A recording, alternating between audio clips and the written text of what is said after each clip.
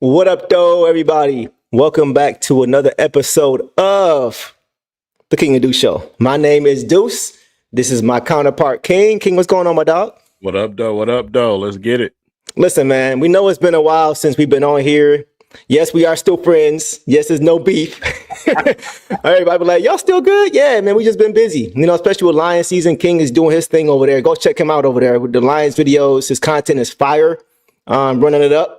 So yeah, we just been busy, but we're going to get back to it. We're going to try to do this once a week if we can, but we want to tap in with y'all just to kind of get a pulse on how everybody is feeling about this Pistons team through 9 games.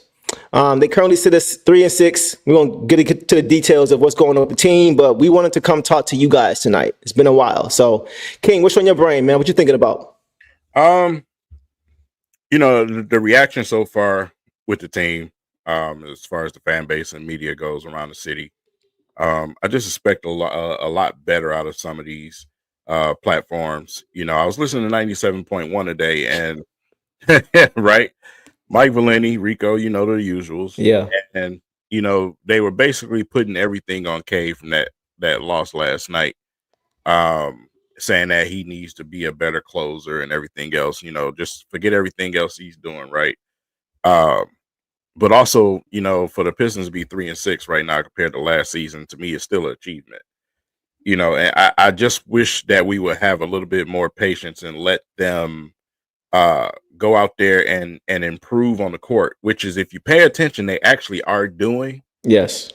I get it. It's been a while. We dealt with last year, but again, erase last year. Let's move on, bro. So that's where I'm at. The fan base just needs to do a little bit better.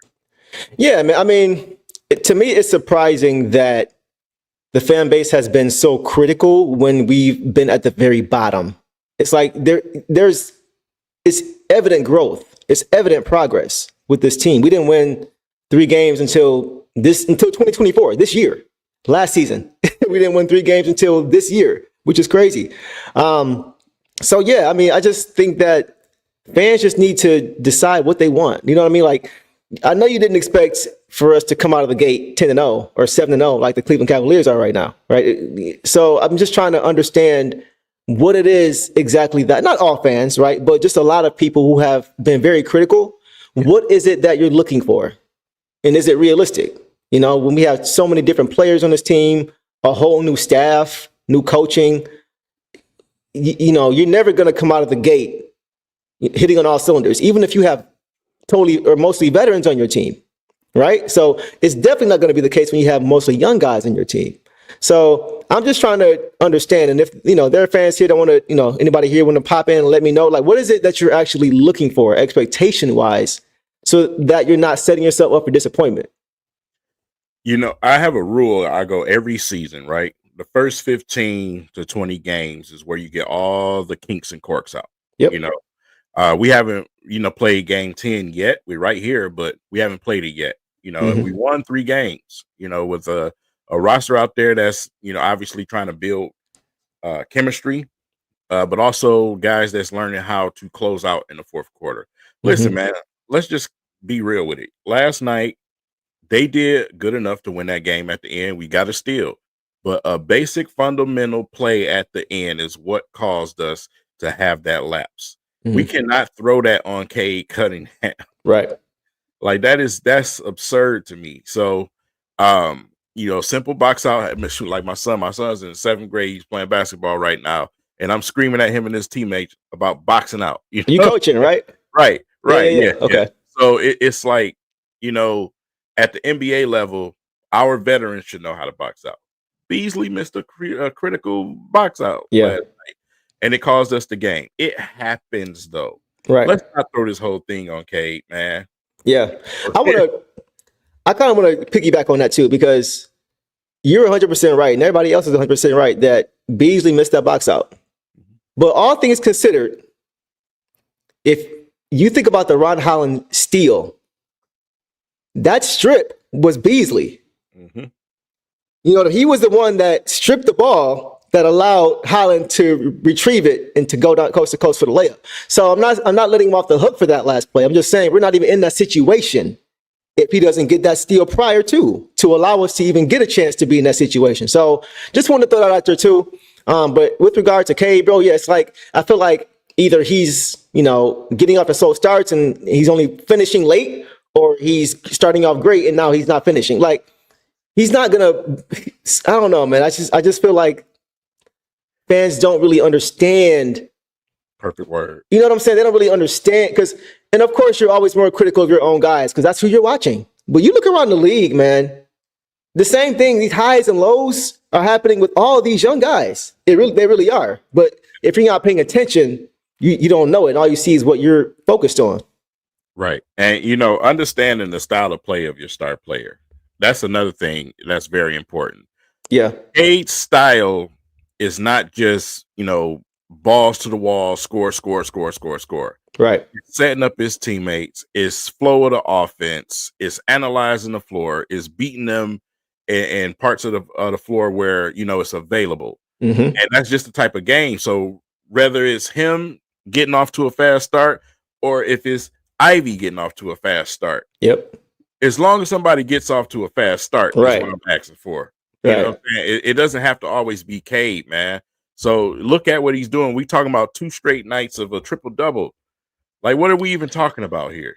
You know what I'm saying? So it's like, understand your star player on your team, or star players on your team. Because we're going to talk about Ivy a little bit later, but yeah, star players on your team, understand the way that, the Pistons are trying to do this thing, man. We all the time talk about, I'm a hardcore, diehard Pistons fan. And for some reason, we act like we don't know what that looks like. Right. Our teams in those days, we didn't have a guy that come every night and give you the same thing every night. It was either this guy or that guy or that guy. It was setting up each other. Right. So that's what you got to understand as a Pistons fan. Yeah, some nights Cade is going to come out hot. But some nights Cade is going to kind of sit back and let his teammates get off because they got it going. Mm-hmm. That's just what it is. 100%. And when you play a defensive style of basketball that our Pistons teams of old that were successful have won, it's going to look a lot different every night offensively. Because when you play defense the way that those teams play defense, they turn teams over. Mm-hmm. So when you're on that break, it could be anybody. You know what I mean? Like it could be Tayshaun one night, it could be Rip the other night, it could be Chauncey the other night, it could be Rasheed the other, it could be Ben one night. You know what I mean? So that's just how it was. The unpredictability of the offense is what made them so lethal. And defensively, they were who they were. And you got to understand this too. When you exert the amount of effort defensively that JB Bickerstaff is trying to get these guys to play, it takes time to build up that muscle memory and that cardio and that conditioning to go both ends every single night, especially on back-to-backs. Yep. You know what I'm saying? A lot of guys you see conserve, like, for example, my guy now who's older, but LeBron, you see him conserving his energy a lot on the defensive end. He's not sprinting back on defense, right? Right. He's conserving his energy for offense. JB Bickerstaff is trying to have these guys going full tilt on both ends. Right. That requires a lot. And it takes time to get your body there. You know what I mean? So in the beginning, it's definitely not going to be where Cade is getting 25, 30 a night. It's just not going to be that way. If he's exerting the type of effort, which he has been, he's been moving his feet, sliding those puppies a lot better this season. But when you have that type of energy that's being exerted, it takes time to build that up to where you can still have the same energy that you need on the offensive end. Even look at Luka Doncic, right? How many nights did we see him not playing defense? You talk about it all the time. He doesn't play defense, and he goes, and then he just gets a jolt of energy out of nowhere. He's going crazy in the offensive end, right? So, like, the league as a whole doesn't play the defensive style that JB Bickerstaff is trying to implement here. So it's going to look different. Yeah. You know, kind of glad you brought up this topic, Marvin. Listen, man, Paul Reed was balling last night. Yes, he was. He was balling last night. Let me ask you a question. Do you think that things just got difficult for Bickerstaff in a good way as far as his front court rotation? Yeah, and see, I was waiting for this to happen because it's like, bro, there's no way, especially coming from training camp. All the great things we've heard about Paul Reed. Yep. All these things, these fundamental things that he does. you're only going to be able to hold them on the bench for so long. Yeah. So we'll talk about, why I kind of feel like certain players are not getting the opportunities right now. We'll leave that for King's conspiracies a little bit later on the show. We'll circle back to it. Right. But the energy was great last night. Yeah, it definitely was. Well, let's get to this first topic we had here, bro. As far as what we expect the Pistons to do this season. So there were a lot of different numbers here, right? Some were a little conservative, some were very ambitious. As far as how many games the Pistons are going to win. And one thing that I think you and I both said is that the Pistons will win 30-plus games this year. I personally still am fully confident in that happening, and I'll explain why. But I first want to get your thoughts as to your initial reaction to this question or this statement. Absolutely. I even went further on Twitter. I said, I doubled down. I made a bold statement on Twitter and said the Pistons are going to win 40 games. I didn't see that one. Yes, 40 games. And I got that tweet sitting there and it's marinating. And listen, I got to go find that. We could be at 4 wins already right now. And, my thing is when we come out of the stretch of the tough basketball teams that we're facing, I think we're going to start really putting together these 2 and 3 and 4 winning streaks that you're seeing. Because last night should have been a win, obviously. And we having a different conversation. The Pistons won 4 games. They have a 3-game winning streak. With the Hawks coming up. Yes, it's just that close for them tipping over to the other side of the mountain. Mm-hmm. And I truly do believe that, nothing that they do out there in the court says to me that we're going to have another disastrous season. Yeah. I see nothing but effort and growth at moments out there. Yeah. Right now it's just building consistency. We have a small identity right now. We do. They play hard. What I'm saying? We play defense in long spurts. I'll say long spurts, not just spurts. Yeah. We just have to build a consistency and do it every game. We have to continue to close out basketball games. They tried to do it last night and build that consistency. Just unfortunate fundamental mistakes cost us the game. Right. I want to comment on something I just saw Marvin post with regard to what you just said about how close it could have gone either way. As well as Tim Hardaway Jr. has played, and he's played great the last few games. I don't think anybody expected Asar Thompson to be out the first 9 games and counting before the season started. I was thinking maybe the first week, maybe, three games or something like that. But if he's playing, we're not 3-6. Early in the season, because Tim Hardaway Jr., he's been playing well the last few games, but the first 5 or 6 games of the season, he was really struggling because he was a mismatch every night at the 3. And he also wasn't scoring. That doesn't happen with Asar.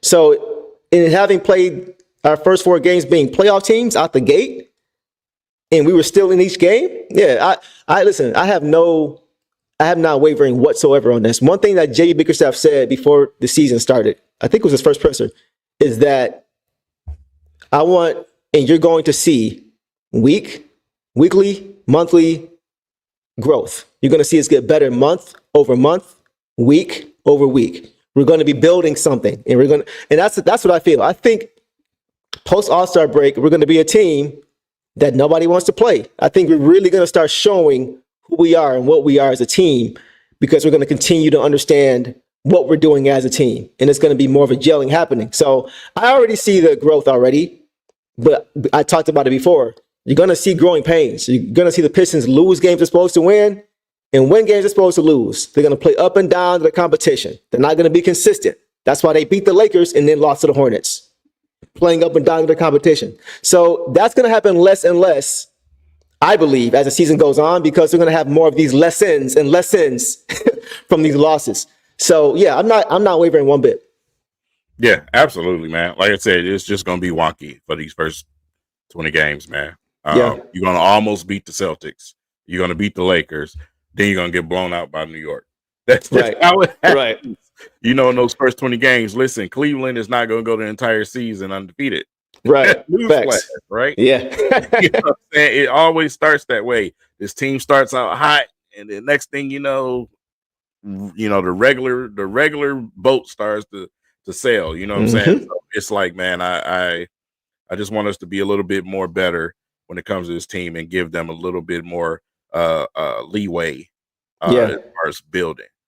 Yeah, exactly. Mikey, man. Yeah, he has been struggling in that corner. Tobias has been struggling, man. If he knocks down just a couple of those, once again, you talk about being that close to with wins and losses. He knocks down just a couple more, 1-3 a game, because of the momentum that those shots would have brought. It was the times that he missed them. It will be right when we're getting to a point to take it to double digits, and it'd be wide open three. He just missed it. It's just the timing of his misses have been really hard for me. But yeah, I think I mentioned it before. I think Tobias is playing defense at a rate that he hasn't played at in a long time, and that's affecting his offense. Because one thing you can't say is that he's not exerting defensively.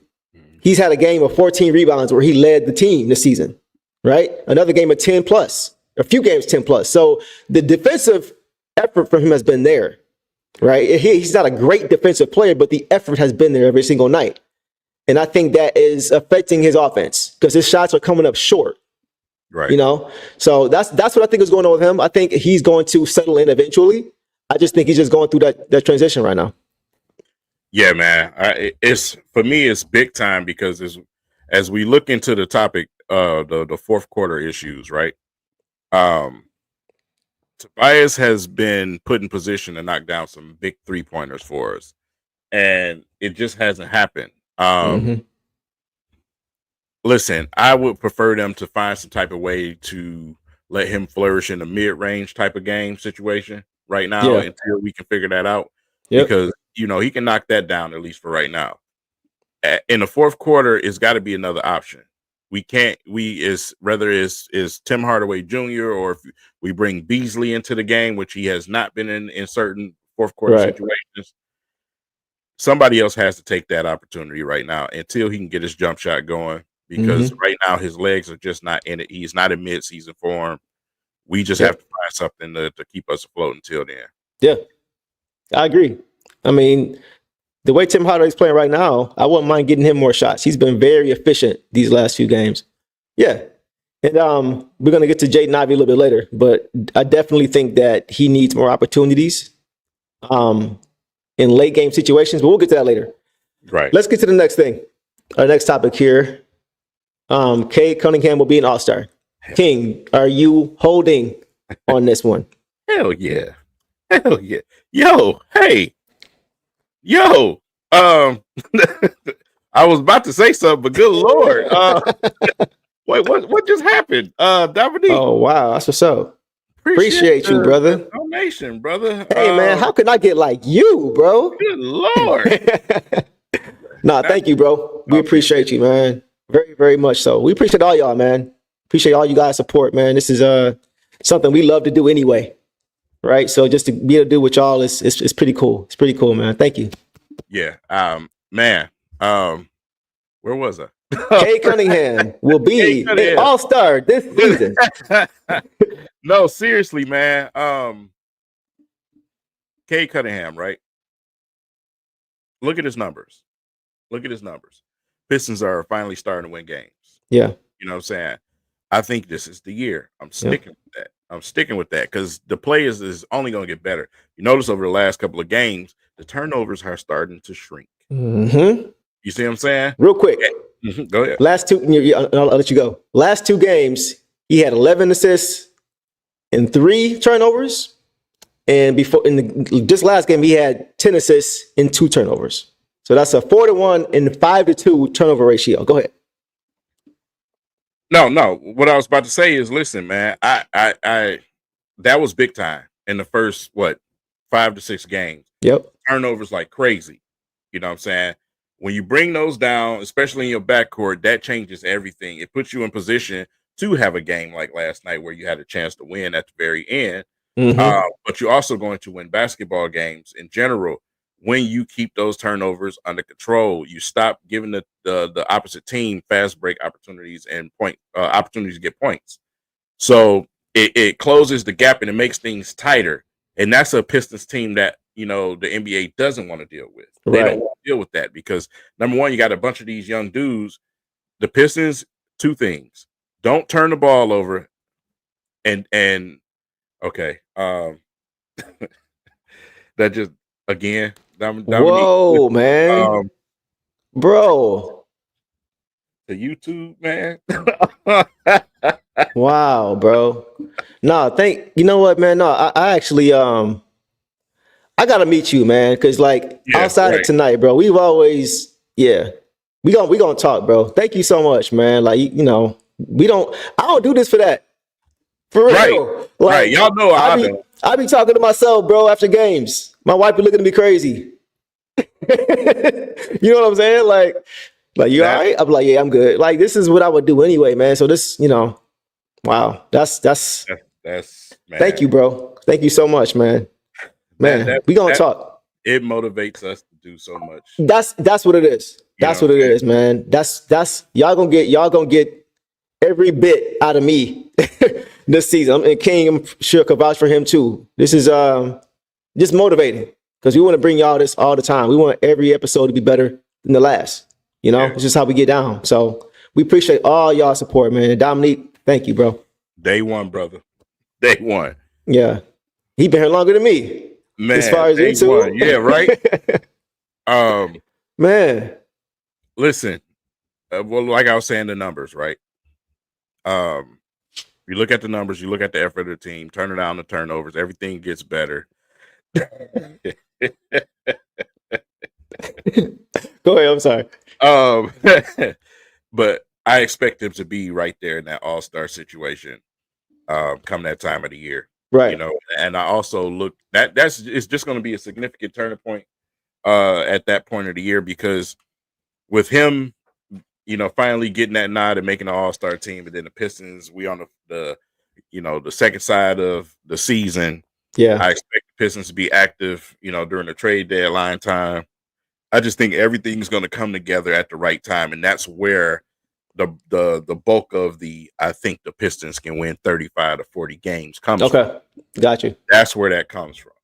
So you see a lot of, I won't say the majority, but you see close to half of these wins coming post All-Star break. Because the post All-Star break part of the season is much smaller than the pre All-Star break part of the season. So you kind of see them stacking up dubs post All-Star break when they start to really catch their rhythm.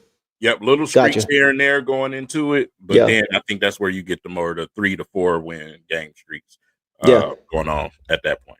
Yeah, I agree, bro. I definitely think that's what's going to be the case, man. They're just going to continue to get. It's funny, like I remember when the Pistons were building with Rick Carlisle and even Larry Brown. Those teams would always start peaking as they got closer and closer to the playoffs. You know what I mean? You didn't see the drop off when we were getting to March and April. They were peaking and they were always growing and getting better as the playoffs were approaching. So I would like to see that. That would make perfect sense as far as with your logic. And that's what I think is going to happen. I think JB's that kind of a coach to where he's not in a rush. Yeah. But he's not in a rush. He's going to take some wins along the way because of what he's instilling, but he's in it for the long haul. And so I think just his overall commitment to this team is just different too, man. Not to go too far backward, but I just love watching him bark at referees and getting on their case and not letting them off the hook. You know what I mean? When it's necessary, just having guys' backs. Right. That goes a long way.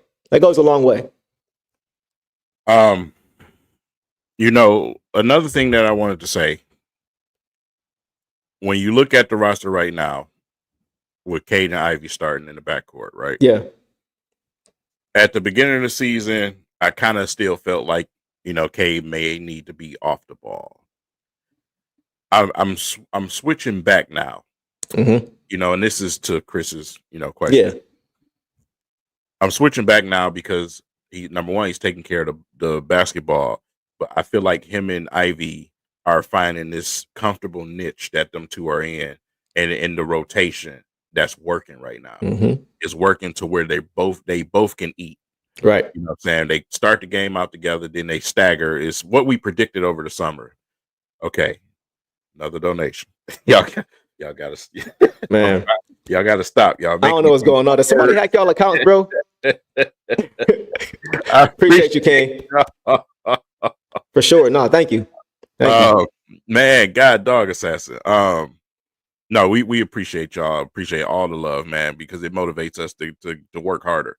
Yeah. You know what I'm saying? We've been very, very busy. That's why you haven't seen us. Life has been like. So, we're not beefed out. Don't worry. No. No, we're good, man. But yeah, like I said, with them finding that niche, staggering them to they're getting comfortable, less turnovers. I think we found a spot. Yeah. I think we found a spot. Yeah, absolutely, man. And they want it to work. You can see they want it to work. JB Bickerstaff just said the game before last in the post game interview that Jaden Ivey is willing to do whatever it takes to make this work. Right. And I just love the spirit about him, man. I just love how low maintenance, and a lot of these guys are low maintenance, like no baggage. But he's shown it through the roller coaster he's had in his early career, from not having Cade the first season to being sat down the second season, to now still committed to the process. That's a Joe Dumars-ish type of feel to me. Somebody who's just very low maintenance and who just comes to work and does his job and continuously works his craft. So I love that about him. That's one of the reasons why I want him to be here long term, is because he has the right mindset for this type of team. And so does Cade. They both do. So I'm really excited about this. Bro, can y'all, man, look, y'all gotta stop, man. Y'all gotta stop, man. Enough is enough. Enough is enough, bro. Like, come on, man. Like, thank you. Thank y'all, man, for real. But all right. All right. Man, this is insane. Of course, Marv, man. Marvin don't be messing around. Wait. First of all, I appreciate everybody else. Marv, you owe me $20 for all the trouble. He just gave it to you. For 20 years. I mean, for 10 years, I've been dealing with you. You owe me $20. No, he just gave it to you. There you go. Y'all good now. Y'all straight. Y'all good. Man. Dope, man. Crazy. Yeah. No, but honestly, this just shows us that we're doing something right. That's what this tells me. This gives me the confirmation that, okay, we just got to keep doing what we're doing.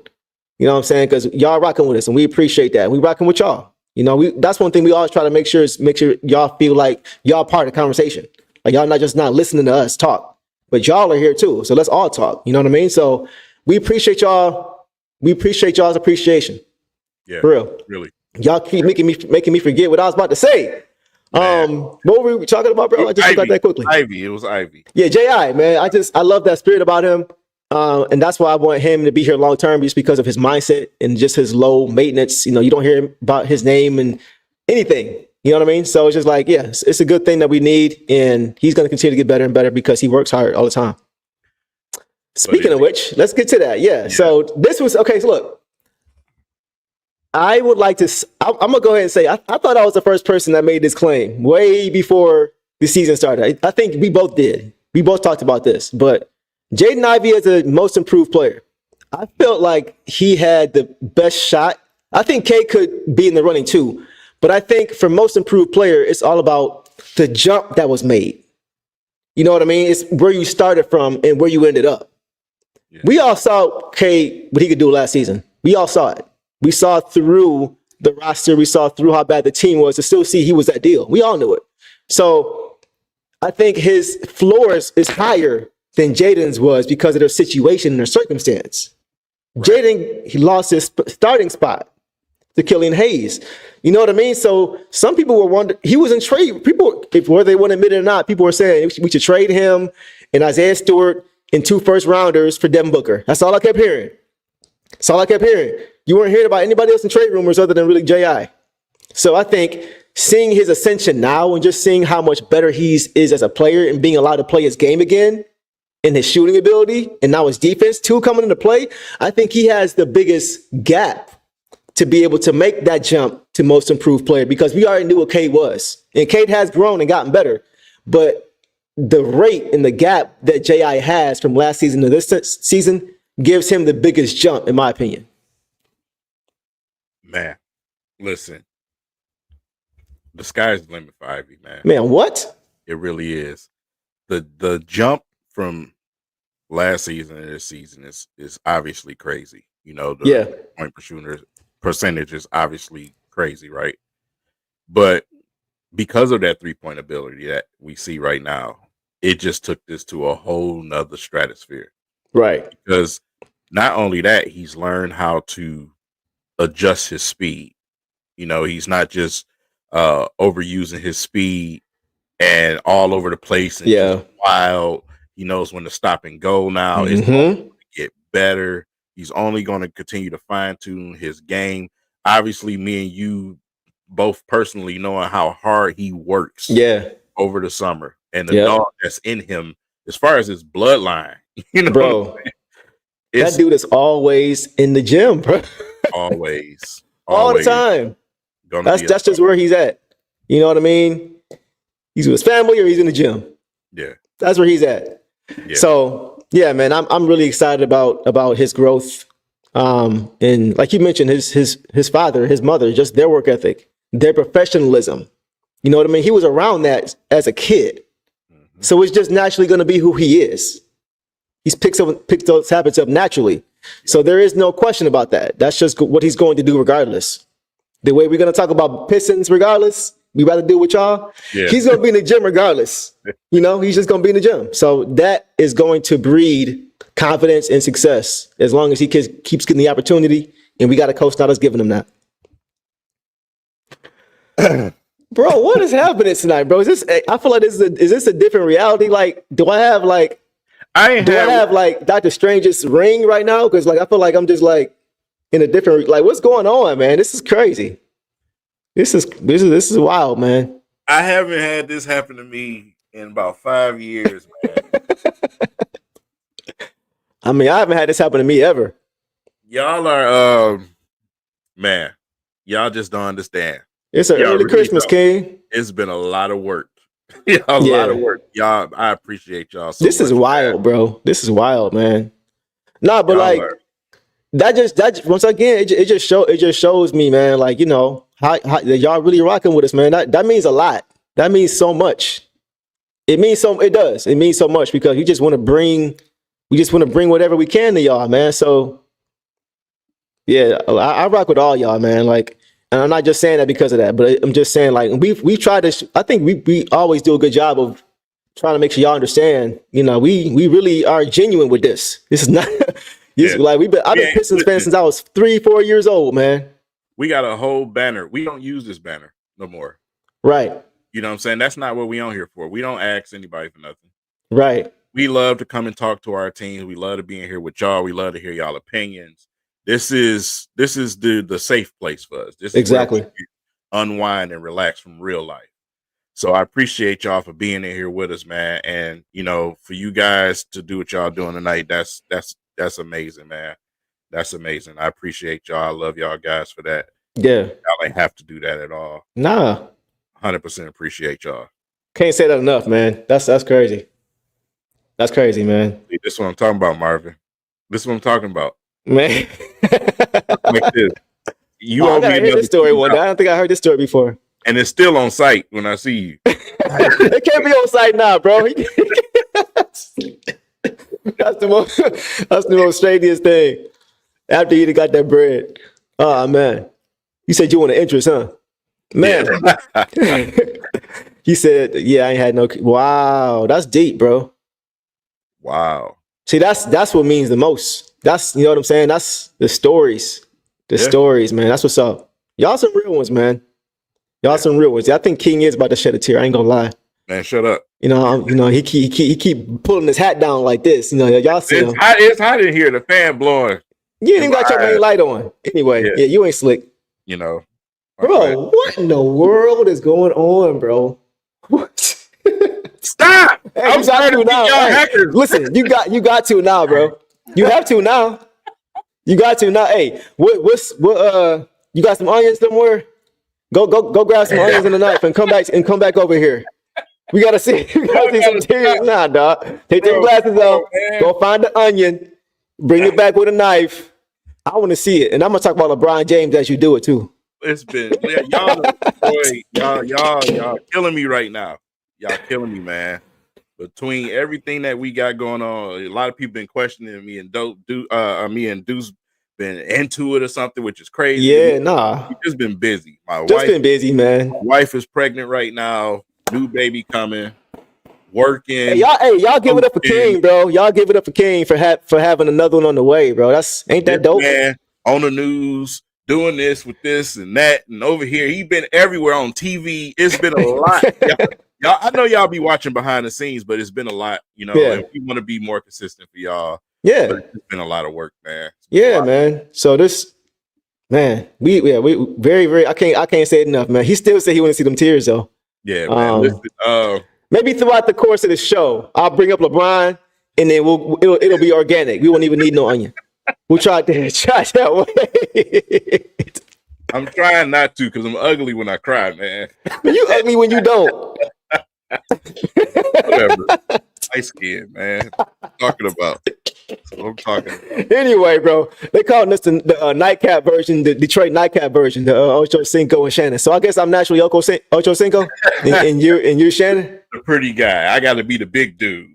I got to get my Ocho Cinco voice. I got the Hennessy. I just need the do-rag and the cigar, I guess. But King, hold on now. We got to think about this now.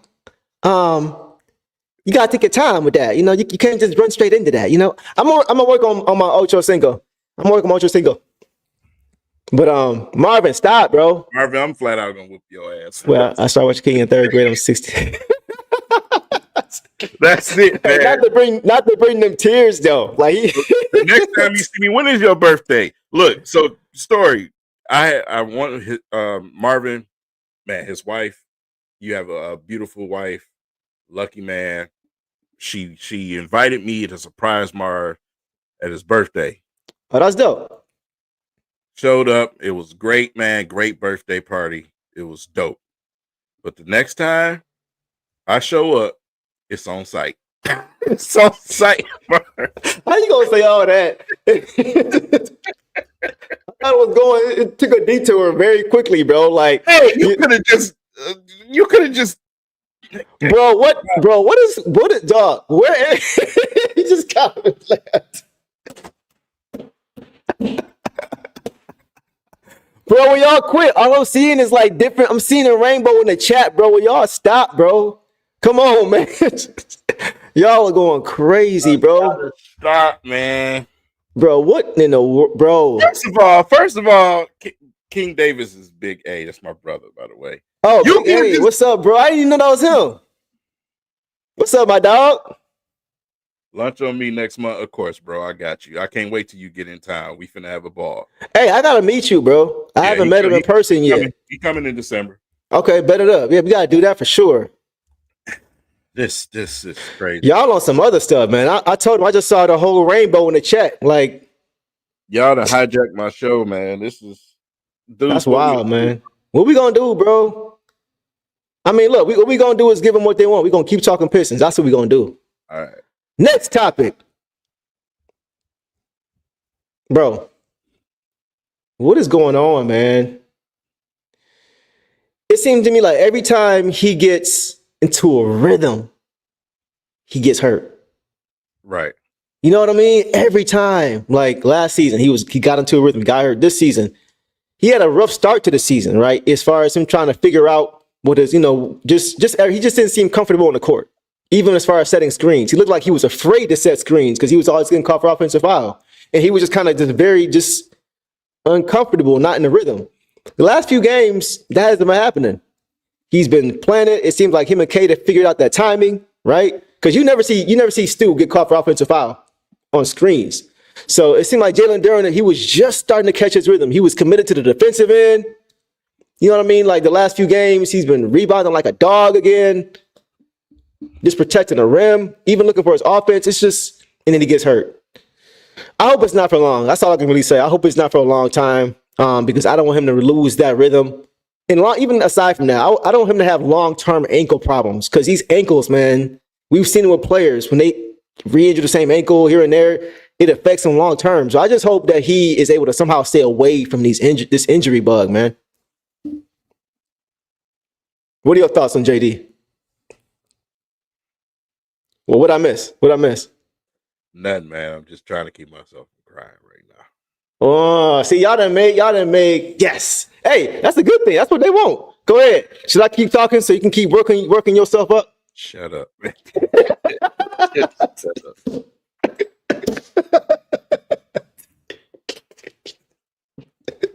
Listen, man. Okay, all right. Oh, y'all got it. I actually saw it. his two fingers was what pause. Let me stop. Let me just shut up. Yeah, he was bro, where you go, man? Y'all really made him cry for real. I'm not an emotional person. I'm come on, bro. Hey man. Y'all know I'm a jokester, bro. Oh, But y'all really have just given me more confidence, man. not only is y'all making me fucking emotional, my wife crying now. Man, like y'all, yeah, like I was just telling them, bro, I'm not even an emotional person like that, but I don't know, man. This is wild. I've never seen this before. I've never, you know what I'm saying? I would never expect this doing this. You know what I'm saying? Like I'm looking at the comments to see what I want to talk about. To see, oh, hey, that's a good point. Let's talk about that. You know what I'm saying? It's just like this is crazy. I don't even know how to feel right now. This is wild, man. This is like the whole vibe just changed. Like just because I don't even know how to feel, bro. This is wild, man. Like I just really want to say thank you to everybody. And as I'm talking, man, y'all just continue just to pour out the love, man. This is wild, man. I don't even know what to think. I just really just am appreciative, man. And it's not even just that. It's just y'all always have shown me love, man. I know I'm kind of new on this side of the fence. Y'all know I do music and all that. I'm just a musician who happens to know my Pistons and love my Pistons. But y'all have shown me a lot of love, man, in a very short period of time. And I really appreciate that for sure. You know, y'all probably like, who is this light-skinned dude just popping out of nowhere thinking he know hoops? Y'all probably thought I was 19 years old first time I met y'all. You know what I mean? I'm twice that age, by the way. But yeah, I just want to say thank y'all for wrapping your figurative arms around me. You know what I mean? And just allowing me to be in this space with y'all as a musician who happens to love Detroit Pistons. I really want to say thank y'all for that. That means a lot. For real. Now I'm about to get emotional. I'm not even that kind of dude. All right, let me let's go to the next topic, man. Yeah, Bobby and Paul Reed, man. We talked about Paul Reed a little bit.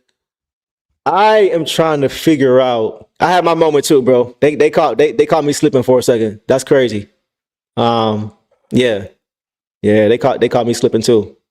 I hate y'all. Me too. Me too. I hate y'all, man. Yeah.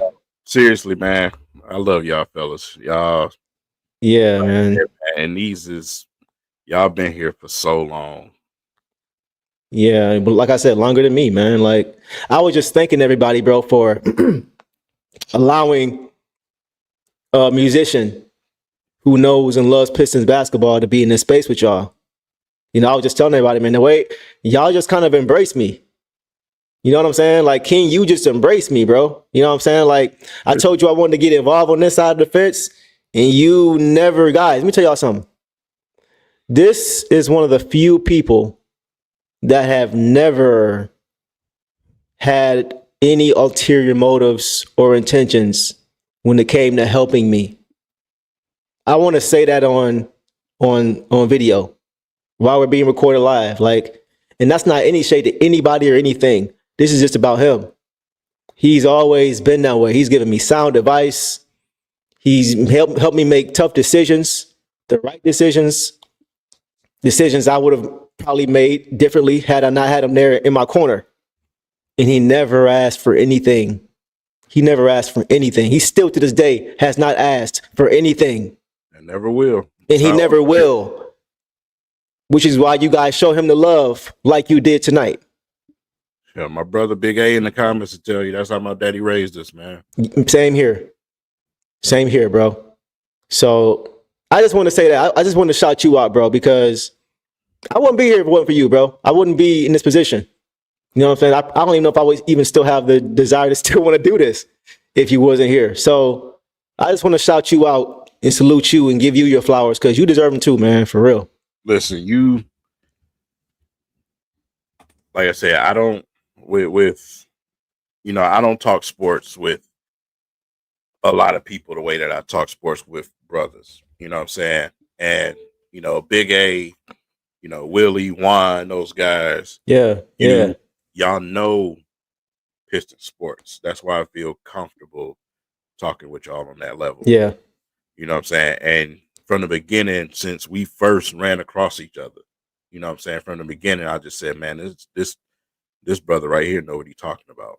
But not only that, like I tell you all the time, I like to be involved with genuine people. You know what I'm saying? Not people that got a motive, right? Gain off of you. My man Chris spoke on the situation earlier. He was surprised that we're not with a certain platform. I'm not gonna say the name, but I rock with genuine people. Yep. I don't work for people. I'm not a foot soldier. I do what I do. Mm-hmm. I am who I am. You know what I'm saying? We're gonna put unapologetically. Unapologetically. We're gonna run the marathon our way. Right. You know what I'm saying? So and y'all help us along the way, keeping us here because listen, we all been in here. We've all been in here through these terrible Pistons decades, right? You know what I'm saying? The worst times to be Pistons and Lions fans, man. God, dog. I can't even get my thought out, bro. From day one, y'all been here. We've been here every single season, no matter how bad the season we went through last season. Yeah. Yeah, bro. It was times where I had mental battles of contemplating, like, should I just do Lions content? Yeah. But the only thing that kept me coming in front of the camera was y'all. Y'all will be in my Lions videos. Like, when are you gonna talk about that? You know what I'm saying? Right. That's so, facts. Give y'all self credit too. Toot your own horn, Deuce, man, because you know your sports, man. Like I said, don't call yourself just a musician. You know Pistons basketball to a team. Yeah. You know what I'm saying? From the eras before, we both the same age. You know what I'm saying? So, right. You know what you're talking about. Yeah. I appreciate it, bro. Yeah. I appreciate it, man. And go ahead. You said what? Toot y'all horns because y'all be in these comments. Y'all drop the same amount of knowledge in these comments. Exactly. We don't sit here and fuss and argue and fight with y'all. Nah. Not at all. Not at all, man. So yeah, like you said, man, like y'all got to give yourself credit too. King, let me get. Can I hold a dollar, King? Let me hold a dollar. You and Marvin. Not only with Marvin, you too, K. When I see you on it's on site. It's on site. What's going on, Elton, man? I done got ambushed tonight, Elton, bro. Listen, this is full circle. I just told y'all this ain't happened in years and years and years, right? Okay. Elton and my man James Gibson, they was the ones that hit me that night. And just I couldn't even utter a word, man. You know what I'm saying? These dudes dropped donations that night and it made me speechless. You know what I'm saying? And I haven't had a night like that until now. And like I said, it's man, y'all just don't understand how much I appreciate y'all. Because like I said, I don't come on here to get nothing from nobody. Right. You know what I'm saying? So to have something like this happen is crazy to me. Yeah. I don't even know how to react. That's what I'm saying. So y'all done made me cry like a little. I love it. I am going to grill him about this for years, y'all. Y'all just don't know. I'm already thinking of jokes. That's why I ain't said nothing basketball in the past 5 minutes. So thank y'all again for that. Give yourselves credit. Let's try to get back to it, man. Oh my. Every time I try. Y'all trying to make me wash y'all car, ain't you? That's what trying to do. That's what trying to do. You remember that night? Wash my car. Man. That's what I'm trying to do. I think this calls for a Detroit basketball, singing Detroit basketball. Y'all want one? I know y'all asked for the tears. Let me know if y'all want a Detroit basketball, and I got y'all. I'm gonna start doing that in every video too. Everybody was saying I should do that. Like you should open your videos with that singing Detroit basketball. So I'm gonna do that. I'm gonna spit a verse then. Come on. Hey, give me an I-16, bro. I know it's in you. I'm still trying to get you to come to the studio. Come on. You know what I'm saying? Hey, King do got bars though. Like low key, I ain't even gonna hold you up. This is what I'm talking about, bro. See, this is what I'm talking about. Silverback. I can't wait to boy. Wait till I get to the group chat after this, bud. I'm streaming. That's hilarious. Big A, shout out, bro. Yeah, let me know when you in town for show so we can link up. All right. Detroit basketball.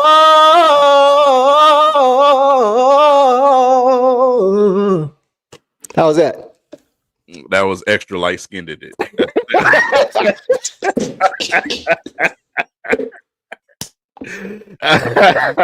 I hate you, dog. I thought I was going to get a compliment. I thought I was pretty good. Here he come. Here he come with the jokes.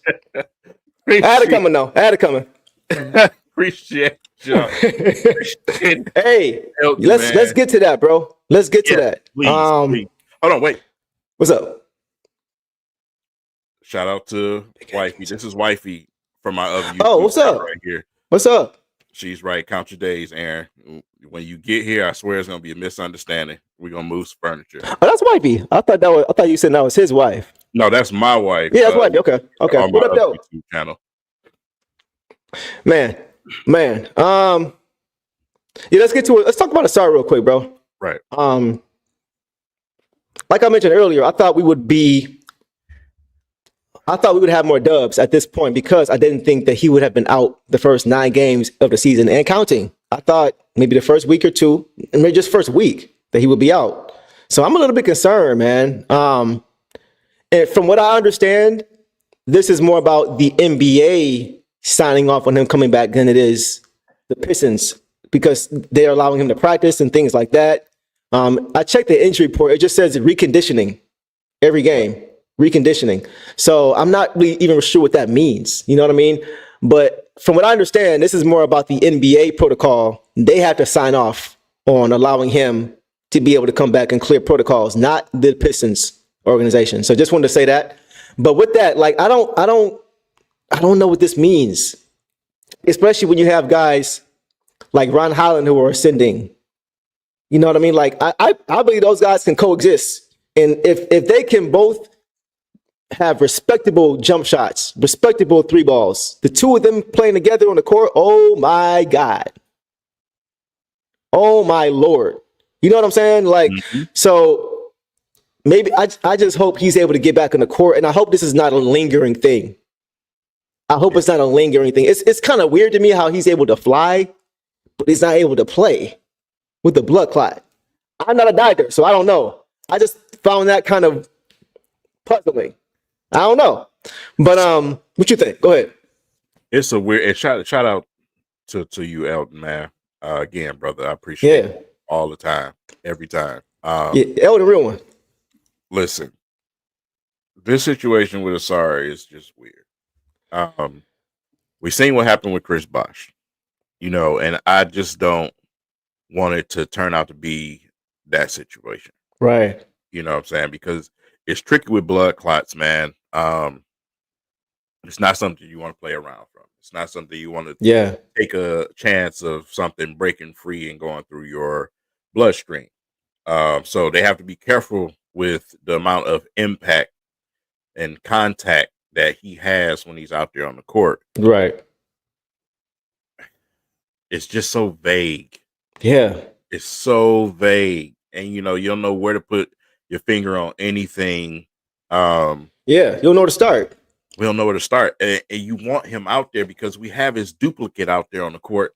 Having 2 of them would be a nightmare. That is your Mike James and Lindsey Hunter. Yeah. Just bigger versions. Yeah, like I said, bigger versions, more athletic versions. You know what I'm saying? So I would love to see him get out on the court, man. But of course, obviously, health and safety first. Yeah, of course. But it sucks. It absolutely sucks for him and Clintman not to be able to hit the court. Man, where is he at, bro? So, like, I'm seeing calf contusion. He was straight for summer league and all that. And then it's just like he just went down. Listen, man, I don't know what's going on. I'm just more so anxious to see him play because of what I saw. You know what I'm saying? Like we all saw it, man. We all saw how he was just miles ahead of the rest of the defense. Like he was just, you know how like you look. King is the Lions connoisseur, so I could talk QBs. They always talk about quarterbacks being way ahead of the play, right? Or seeing the play in slow motion.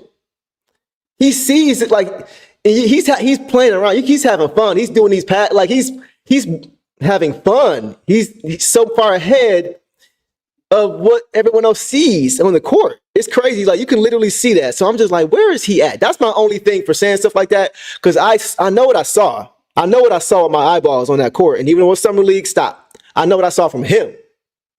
And what he showed me is that he can contribute now. Right now. It's going to take time because he's got to get his conditioning and all that back. But I'm just saying up here, and as far as physically, the way we see Ron Holland contributing now, he can contribute in his own way now. Who's being displayed for further down the line is my question. Paul Reed on the bench. Mm-hmm. Clintman with the longest calf contusion I ever had. Bro. Like this contusion must be diabolical. Man, it's all contused up in there. You know what I'm saying? But I think Hutch gonna come back before Bobby does, bro. Like what is man? At this point, I'm about to start calling it calf confusion because I don't know what's going on, bro. Like, what are we doing, bro? What's really going on, man? And it's, but on a serious note, listen. Obviously, for his skill set, it's something that we can definitely use out there on the court. Yeah. The ability to pass, the ability to shoot, his length, the ability to run down the court at his position and size. We can definitely use that because we need the Pistons to be able to run. They're better when they're out and running. Yep. But I kind of, with Chris earlier, Chris made a comment about Stu. He would rather see Paul instead of Stu. Stu been playing his butt off these last couple, here and there these last couple of games. He's been playing his butt off. I gotta give credit where credit is due. Yeah, for sure. And when Durant couldn't do it, guess who did it? Stu. Right. You know what I'm saying? I think for me personally, there's still a place on this team for Stu. It's just you just have a backup of big guys right now. And something got to shake. Either you're going to send Clintman to the G League or just on the end of the bench, or somebody got to move somewhere. Something got to happen. Or the rotation is going to have to change with those guys. And, obviously it's a good problem to have. Right. You know what I'm saying? But somebody got to go somewhere. So here's my take on that. You're right. We have a lot of depth on this team, especially at that wing big position. I'm just wondering who can play what as far as positions. Because just because these guys are tall doesn't. I heard a lot. I'm not sure about you, but on draft night and soon thereafter, I heard a lot about Ron Holland at the 2. You know what I mean? Mm-hmm. So if he could do that, that changes everything. You know what I'm saying? As far as Clintman and all these other guys having a role, I'm just watching to see what these guys' capabilities are.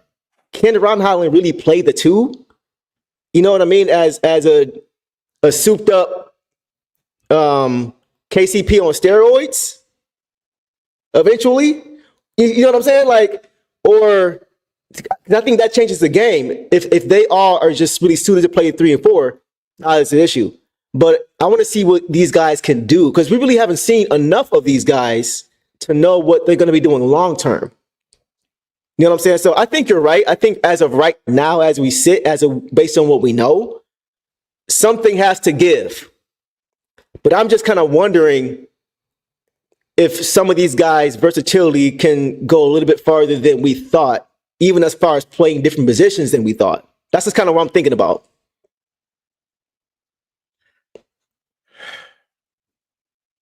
But you're right. Like, to your point, as of right now, as you sit today, it does look pretty crowded It looks in that wing room. And because I'm still in the business of we still need a backup point guard. You know what I'm saying? Looking at other spots on the floor. Mm-hmm. Like I said, we just started the season. And it's too early to be sitting here talking about some trades and everything else. Right. But it's just it's a cluster of bigs, man. You got to figure out what you're gonna do with it. This is another thing too. Tobias is on a 2-year deal. Yeah. So if we're able to keep these guys together, that's a lot of minutes that opens up if we don't bring him back, which I wouldn't imagine we would, because we're expecting these guys to take jumps, right? So that changes things too. Now that opens up minutes at the 4. So now, as far as your starting position and your backup position, that helps 2 guys, and then again, if you have guys who can play different roles as to what we thought originally, that also changes things. Maybe you could have Ron Allen as your backup too. I'm just thinking about what the possibilities could be. Like, we talk about the Pelicans and how they have all these rangy guys, right, that can play multiple spots. And defensively, they were very sound last year. So it's just like, it just makes me kind of think about that. If you have guys who can do things that aren't what you would call orthodox, you know what I mean? Shout out to Priv FC. All the way in Australia, man. Sydney, that's what's up. That's what's up, bro. Oh, hey, that's what's up. Hey. Okay. So you've been following, do you mean you've been a Pistons fan since 08, or you've been following King since 08? Because King been doing this forever. He's a new subscriber. He's been following the Pistons since 2000. Oh, okay. So you've been so you came in right at the Pistons downfall. Yeah, right after the glory, yep. Because 08, that was when we played the Celtics. That was the last time we were really in contention in the Eastern Conference. Because 2009, we had AI. That's when we traded Chauncey. We had AI here. We got swept by LeBron in the first round, all that. So you came at the very tail end when we still had Ben was already gone when you got here. Ben was gone when you got here. We still had Dice, Sheed, Rip, Chauncey, Tay. Look at this dude, bro. See, this is what I'm talking about. What I missed? Off the top of your dome, you just know who we had on the team, what year it was. Oh, man. I can't help it, bro. What kind of cars the players was driving. You know everything, man. I can't help it, bro. Just like, go ahead. No. But seriously, though, I mean, that was right after the glory. Yep. You know what I'm saying? And for you to come in at that time and still be rocking with the Pistons. Yeah, good point. That's something right there, man. Because like I said, it's been some decades since we've been on that, since we've been to that stage where we left. Right. Yeah, so, you came when we fell off a cliff, for real. Like, yeah. Wow. But I'm gonna tell you this, because you didn't get a chance to experience it. Listen, when the Pistons are at the top, it's the nothing greatest thing in the world, man. I'm gonna say this, though, King. We have an extra connection to that championship because it happened when we graduated, bro. I'm not taking nothing away from how great it was, but for us, it was just like heaven, bro.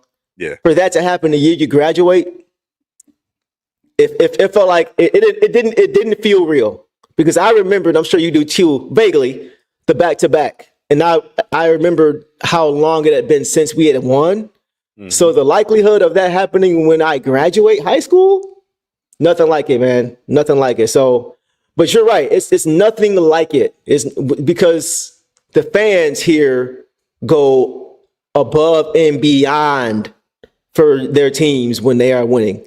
King, take it away. Listen, excuse me.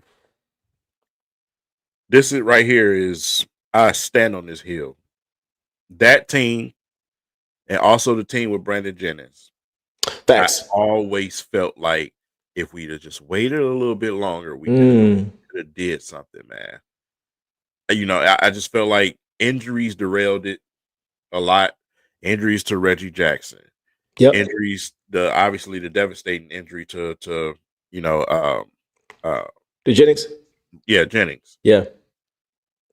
Achilles, yeah. We talking about Jennings was dropping 21 assist nights, bro. Yeah, bro. Back to back games, 20 assists. Drummond was a beast at that point. Yep. He actually was motivated to play. Yep. You know what I'm saying? This was before, everything fell off to where he would not give effort certain games, where you see him in that interview with them young kids telling them, like, you got to come and bring it every night. This was before we seen that Drummond. This was still young Drummond, wild hair, brace face Drummond. Right. Man, out there on in ESPN. commercials. Commercials on ESPN. He was dogging. Yep. Brandon Jennings was a beast. He was a catalyst. Point. And you could see it. You could see how much fun Drummond had playing with him when he would throw a oop off the glass and he'd catch it and throw it down, and he pushed Brandon's head, like good stuff. Like, you would see the chemistry was there. He felt like, I think that was when he felt like for the first time he had somebody who could bring out the best in him. They were making the Pistons marketable is what they were doing. Facts. It was all falling into place. In this league, at the end of the day, we all know this is a business, right? Yeah. The Pistons were becoming marketable. They were on ESPN and Fox Sports every single night doing something that they played. Right. Yeah. Those two eras, man, those two teams, I just wish they had more time. I want to get to this. And by the way, if we miss any comments, when this is over, drop them down there so we can get to them next time. Because we all just got all these thoughts at the top of our head. So, like, if we don't see anything, we miss something, if we don't get to it tonight, just drop it in this video. We'll get to it in the next video. Chris said, can this team be better than Reggie, KCP, Tobias, Moore, and Drummond era? Yes. Absolutely. Let's just go position by position. So Reggie, Cade. I think Cade is already better than Reggie was when he was here, if we're being honest. KCP and J.I. I think J.I. has a much higher ceiling. And I love KCP. KCP was just your traditional, prototypical shooting guard. He's a role player. He's a role player. He's a role player. Can be a star. Yes. Ivy can be a star. Yes. Yes, exactly. So, yeah, I think, let's see, KCP, Tobias. You want to go with Asar for now, since that's who the guy we thought would be the three as of right now? Yeah, I guess. What are you thinking at the three, like long term? Because he said, because like I said, we don't have nobody long term but him. Those other guys are on short contracts, so right. I guess you got to kind of have to. Yeah. I would take Asar. We haven't seen enough of them. We haven't seen enough of them, but as far as what this team is trying to be, what this team identity is, I would take Asar. I'm just being real. Morris over this Tobias today. Give me Marcus Morris. Right. Yeah, this Tobias today ain't that Tobias. He's struggling. This Tobias today is struggling right now. Marcus Morris is nice for us. Here's where I don't know if we gonna agree or disagree. Let's go. I ain't taking Durant over Drummond. Ooh, okay. Let's talk about it. Let me think. Okay. Drummond's a better rebounder. Yeah. Drummond on the defensive end gave more effort to him. And we talking about the era before he slouched off. Okay. Before he slouched off. Okay. On the defensive end, people actually cared. He was there. That's fair. On the ability to run up and down the floor, it is unmatched. Very true. We had a Andre Drummond who was defending Dwayne Wade and stripping the basketball from him multiple times a game. You're right. You ain't getting that from no Durant right now. You're right. And this is, a lot of people. Listen, I love Durant. Yeah, of course. Yeah. But a lot of people, when Durant came here, is like, man, he gonna be what Drummond never could be. I feel like Durant's in a better position than Drummond was. Yeah. We just mentioned some of the guard play and some of the guards that was here, and then some of the coaching that was here. And then the way that they advertised Drummond was absolutely wrong from the beginning. I agree. He's been a role player instead of the player. So I got to go with Drum, bro. I just do. At this point right now, because Drum was young then. Right. Durant is young now. And Durant is giving me problems getting up and down the floor, giving effort on defense. You know what I'm saying? So I got to go with Drum. That's just me. I will say this, man. He went to 2 All-Star games. You know what I'm saying? And it didn't happen as early, but you're right. it's interesting because coming out of college, what did he play? Was it UConn he played? I think UConn, right? Coming out of college, his motor was questioned. But early in his career here, I didn't see that at all. I saw him up and down. I didn't see that, just personally. If this would have happened last night, because this is a great comment, you think they win that game last night if Drummond was on the court? But to be fair, Jalen Duren wasn't in the game either. True. You know what I'm saying? Why wasn't he in the game? That's a fair point because he would. But these injuries have been kind of just weird, though. Yeah. But he was more durable. I got to give it to you. The best ability is what? I'm with you. I'm with you. So, but I do, to Duren's defense, I do think he would have grabbed. There's no way he's. Because here's the thing: if y'all been paying attention, Jalen Duren has been barking at certain players, man, in certain draft classes. I've been noticing that he did it with Jabari. He's done it with a few other guys. So I'm just saying. But there's no way Brandon Miller sneaks in there and gets that rebound and that tip in with Jalen Duren. No, it just doesn't happen. I feel you because you're right. Drummond, there's no way he would have. No way. There's no way. Drummond is the best rebounder in the world when he was playing, right? In the world. He still got records that haven't been broken. But yeah, I think Jalen Duren also, to his credit, I don't think he's a terrible rebounder or anything like that. No. But yeah, I do tend to agree with you as far as the situation. You know, if Drummond had a Cade, you know what I'm saying, to help him in that pick and roll, because he set good screens too. If we're talking about it, he had one for a minute. He was a good screen setter, right? He had a Cade for a second, right? In B Jennings, when Jennings, right? Yeah, I feel like Reggie was solid, but Reggie would often be looking for his own offense too much for me. No, he's just selfish. Reggie selfish. Yeah, I didn't. Cade is an unselfish player. He's looking to get 15 assists instead of 25 points. You know what I'm saying? Like, it's just different mindsets. So you're right. To your credit, if he had Cade as his point guard, a big Drummond, a big that'd have been tough. That'd have been super tough. I'm with you on that one. Part of the reason, honestly, I believe like Drummond wants to come here and retire, but I kind of feel like he do want to come here and play with Cade too. I mean, who don't? You know what I'm saying? That's a good point. That'll be fun to watch. It'd be fun to watch for sure. So yeah, to answer that question, I would definitely take this team ceiling over that team ceiling. But I understand your point about that comparison. I think that's very fair. Because I think Drummond got a very unfair shake when he was here because he was trying to be pigeonholed to be Hakeem Olajuwon or Joel Embiid.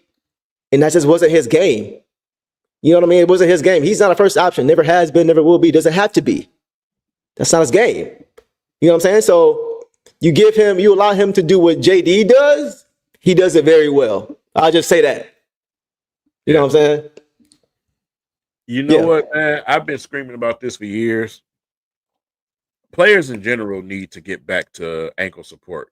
Listen, Steph Curry is not having the issues that he had until he figured that out. I agree.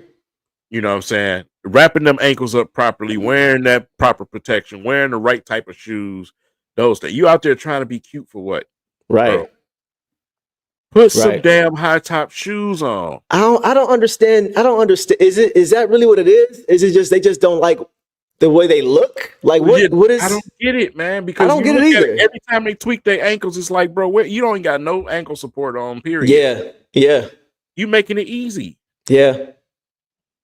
Or the injuries may not be as severe if you got the right support around your ankles. Right. I don't want to sound like the old man here, but I mean, no. Bro, I mean, it's true. It's too frequent, especially with him right now. Bro, wrap your ankles up. Wear some different shoes. Right. You wear Rasheed jerseys. Wear some Rasheed shoes. Right. But no, don't wear the A1s though. Do not wear the A1s because as you know, she be rocking them A1s, bro. Like don't. I miss you even more.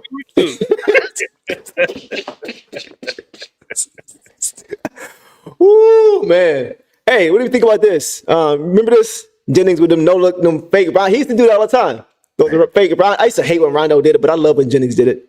That was a great era to be a fan too. Even though we ain't like one of those championship, it was fun. It was fun, man. It was fun. Yeah, it was nice to see Dre put in position to be successful You know what I'm saying? Right. As opposed to this back to the basket stuff. Right. Yeah. Commercials had the president saying his name and everything else. That was dope. Yeah. Oh yeah. Jump man. Obama. Remember that campaign they had for Dre? It's funny, man. When I met Dre, bro, it was funny because real quick story. When I met Dre, I forgot where it was now, but it was at an event, and I think the All-Star voting had just finished, and Vucevic had just beat him out for that final spot, and I was just like, "Are you kidding me?" Because at that time, Joan was better than him. Right. And so when I met him, I just said, and it's on camera, I said, I didn't even say what's up. I was just like, bro, Vucevic though?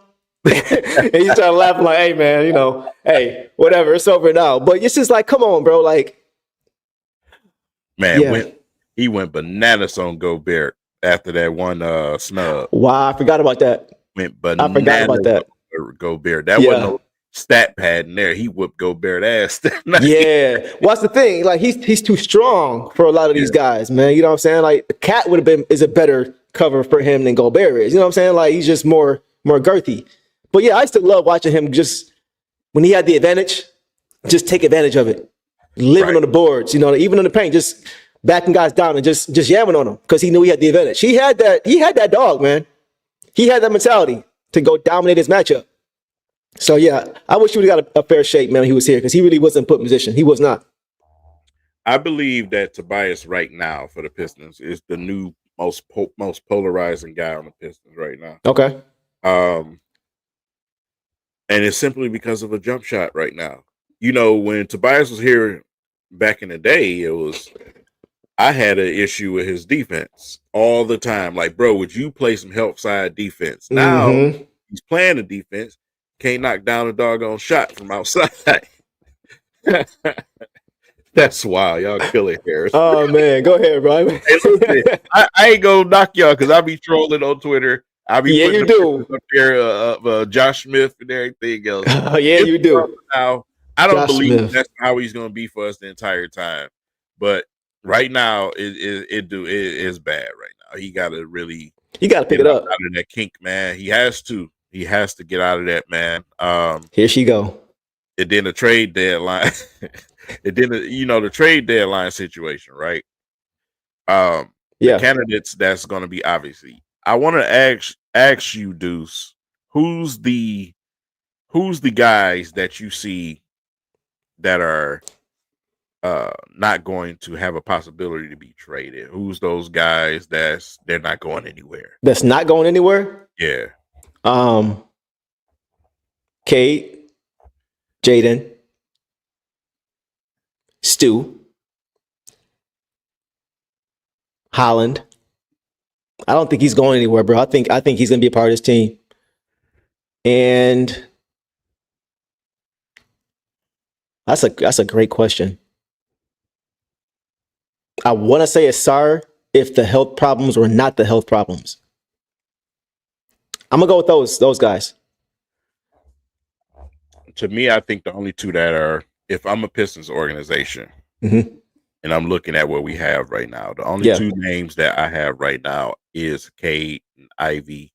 Of course, Asar and Ron, I'm not even looking at them. Okay. I didn't know I got you. Yeah, more like Stu and Tobias and all of those guys. Cade and Ivy, to me, are the only two names right now that are untradeable. I'm not mad at that. Yeah, untradeable right now. I understand it. Yeah, if you can't see the rise in Ivy, something's wrong with the franchise. Yeah. I think that's kind of been put to bed now. I kept receipts. I may just leave them where they are because I could pull a lot of them out. I'm just seeing so many people act like everybody else forgot about what they said originally. And now everybody's just like, yeah, Ivy this, Ivy that. It's like, bro, I got a great memory. I remember what you said. Anyway, it's the proof is in the pudding, man. Like, everybody's starting to see what we kind of always said the whole time, even going back to Purdue. Like, this dude is different. Right. Just his raw ability. You know what I mean? For him, it's just the polishing that he needs. Right. Raw ability I think he has the most raw ability on the team. Right. Right. I think other guys are more. I think Cade is more polished in certain aspects of his game, right? And I think Ivy is actually starting to learn from Cade. Even he's been doing that in and out dribble to get to the hoop. I don't know if you've seen that. Yeah. But if he gets that down, it's a wrap.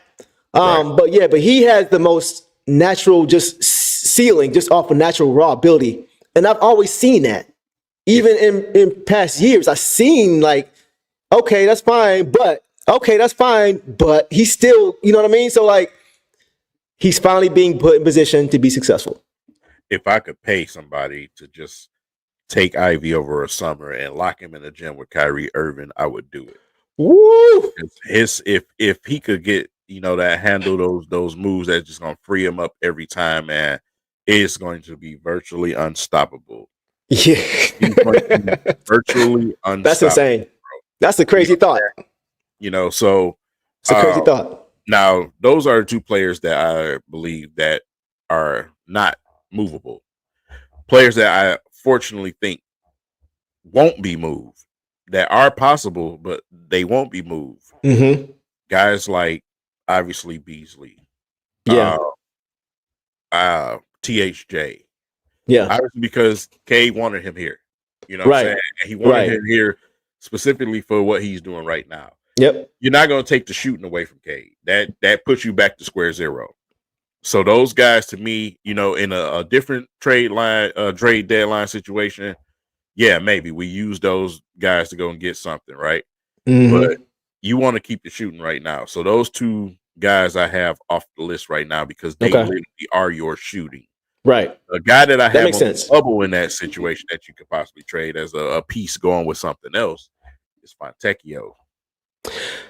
So let's talk about him real quick. Because I want to get to Mr. Jones here too. He said, Asar got this was my thought on that. Asar got to be here long term. Picking him at 5 over multiple wings that would have helped his team. Just to trade him for anything less than the top 5 pick or star player would be an abject failure. That's kind of how I feel. Like there were a lot of guys there we could have taken. And I don't think it was just, okay, the brother went, his twin went, nah, he's going to go.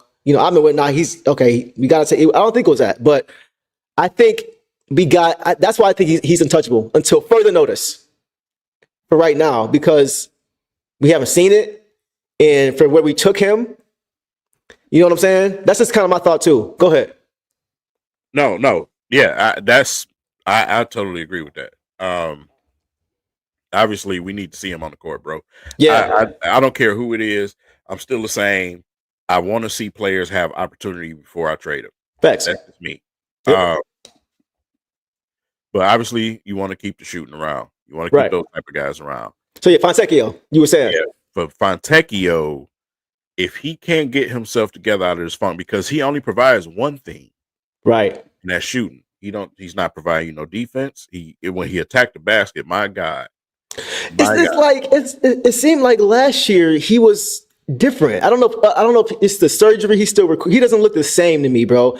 Because now I don't even want to see him shoot the ball if he has to dribble it. Yeah. If he's not catching it and going straight up like I like Klay Thompson, I don't want to move it.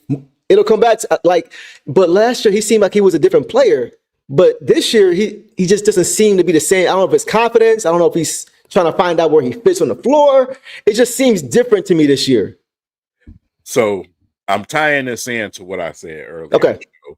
With the record situation, right? You win in certain stretches here and there. You improving. You win in 2 and 3 games out of row here and there, right?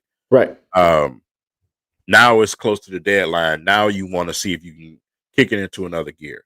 So guys like Fontecchio, guys like Marcus Sasser, I see those guys as package parts. Yeah. You know what I'm saying? That you can package up and go and try to bring Unfortunately, yeah. Yeah, to take the team to the next notch. You know what I'm saying? So, and like I said, my thing with guys like Sasser, the reason why I still want a backup point guard. Right. So you're not on the Dennis Jenkins train, huh? You're not feeling Dennis Jenkins as a backup point guard. I want to give him a shot, man. I need a vet. All right. You want Tyus Jones? Yeah, I need a vet backup point guard. Okay. To come in behind Cade to keep everything under control. And Sasser's just not that. He's not that. And when we drafted him, bucket. Yeah, that's what I'm saying. He's a bucket. And right now, I kind of feel like Monty kind of ruined him a little bit because now he's out there overthinking all. Right. Good point, bro. Good point. all the time. I hadn't thought about that. Instead of just being Weapon X like we need him to be. Mm-hmm. You know what I'm saying? Not you walk on the court. As soon as you step on the court, I'm firing that thing. Vinny Johnson. Yes. For real. Yes. That's the work, bro. Perfect example of what he should be doing. And because he's not, it's landed to the point where he can't even get on the basketball court now. Right. Because he hasn't had that consistency either. He actually, because when a new coach comes in for a young player, you kind of feel like a rookie all over again. Yeah. You know what I'm saying? Because he was a rookie last year, right? So now he has a whole new coach, no system. Like, he doesn't have the adaptability of being in the NBA long enough to know how to adapt. He just came in, like, you know what I'm saying? So it's like, for him, he's starting all over again. So other guys who are ahead of him have had a little bit different situation. So you're right. That's a good point. Nor does he have a great veteran point guard to teach him with him. You see what I'm saying? Good point. So bad for his sake. Yeah, for his sake. Yeah, bad situation for him, man. They need to bring in a veteran in here and say, "Listen, Sass, when you get on the court, this is what happens." Right, bro. You need to be doing, or if you can use him in his rightful position as a scorer and put him out there and get Beasley to drag his tail and say, "Hey, listen, when you get in the game, you got one job to do. Right, score the basketball." I agree. You know I agree. You know you feisty on defense. You at least fight. You're not the biggest guy. You're not gonna stop some of the bigger guards, but tough. He can poke that ball out. You know what I'm saying? Yeah. Be feisty on defense, but on offense, you need to be the most. You need to be Honey Badger, like little Ronnie Honey Badger, aggressive, bro. Facts. You know what I'm saying? I'm with you. That's just what he needs to be. If he want to stick on this team, if he want to get some minutes on the floor, that's what he's gonna have to turn into. I agree. And I just hope because he's a really good player, man. I don't want to get that twisted. He's really good. Mm-hmm. I just hope he gets an opportunity wherever he is at this point, because he deserves that, because he's a really good player. Yeah. I want to get to this real quick. Mr. My City, great question, man. This is what's been on my mind. Ron Holland, man, has been a very pleasant surprise for me. I'm gonna keep it a buck, bro. Before he got here, I did not know a lot about him. Yeah, I didn't. You know what I mean? I knew a lot more about his teammate than I did about him, to be honest. True. You know what I'm saying? Just because being real. That's what we thought we were getting, right? Right. We thought we might get him. So, but to my surprise, bro, he has been more than what I thought he would be. What I'm seeing from him now, I was hoping to see by the end of the season. Yeah.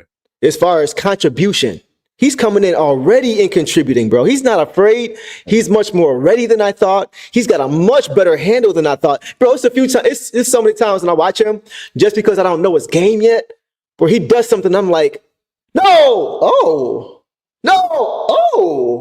like, you do have that to your game. You know what I'm saying? But because I don't know, I'm like, don't do that. But then he shows me something. Like, that's happened so many times with me with him. So like, I am pleasantly surprised by him, man. When that happens, when you see guys coming early and already begin to make an impact and they don't even really understand what they're doing yet, those are the guys you know are going to be around for a while. Sorry. Let's talk about it. Same situation. Yeah. With Ron Holland. You know, and like I said, I accepted a long time ago. When I found out we drafted him, I accepted. Listen, man, he can't throw a rock in the ocean from the 3-point line. I don't care. I don't care. Because of what I saw last night. Thank you. You know, man. Yeah. That's why I don't care. Yep. If you're going to be out on the court, impact the basketball game.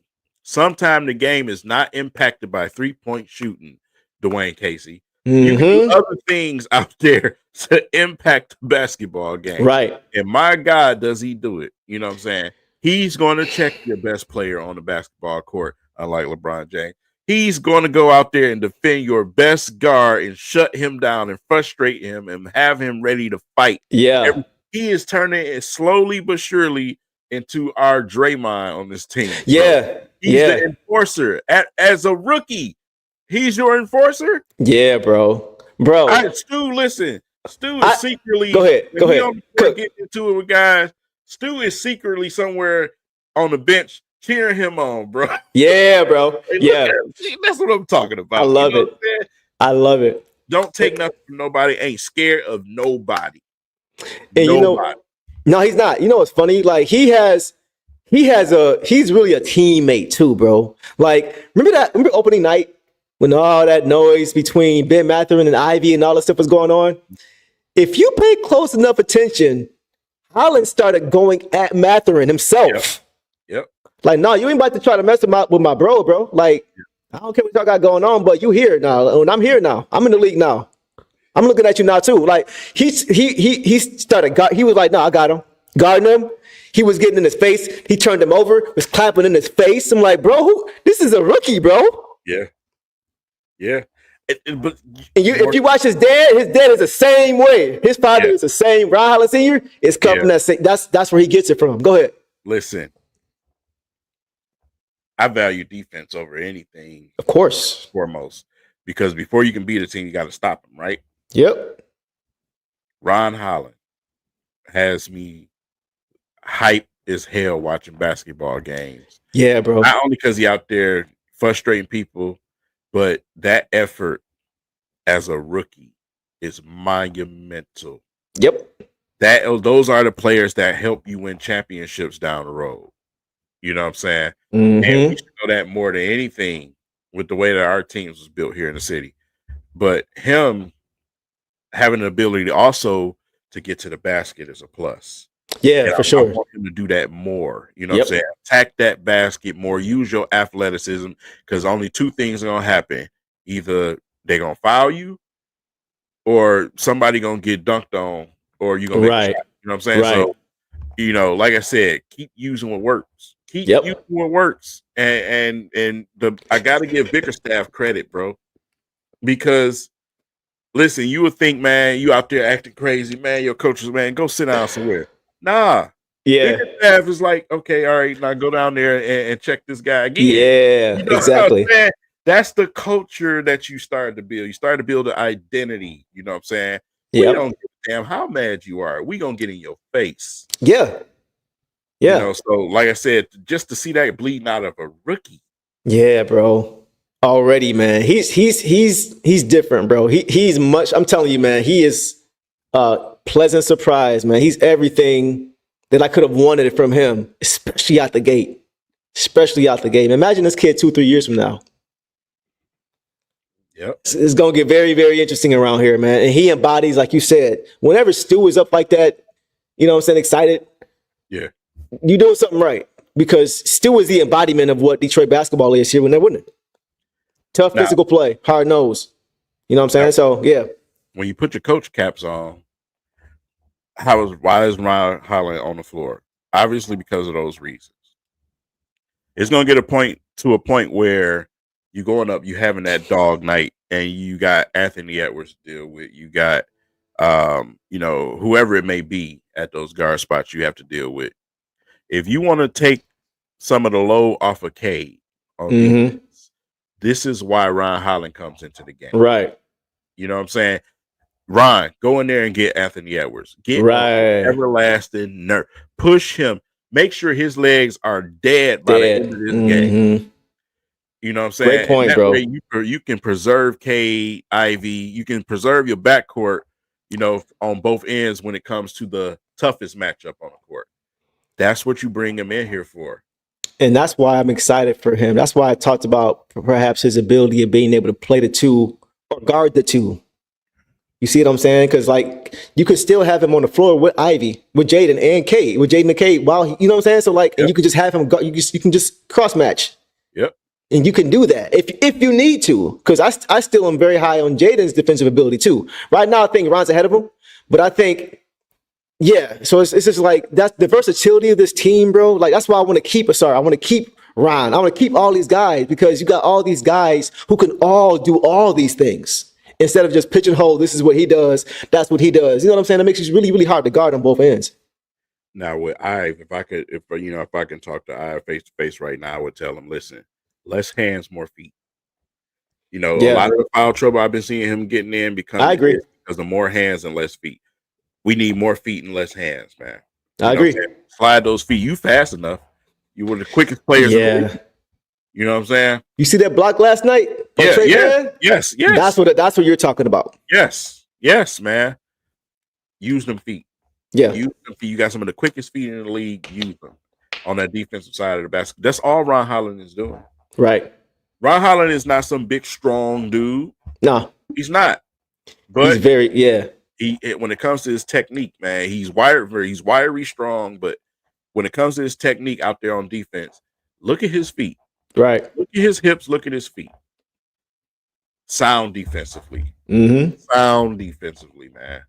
Yep. So that's something that the Pistons coaching staff gonna have to put into them dudes, man, on the defensive side of the ball.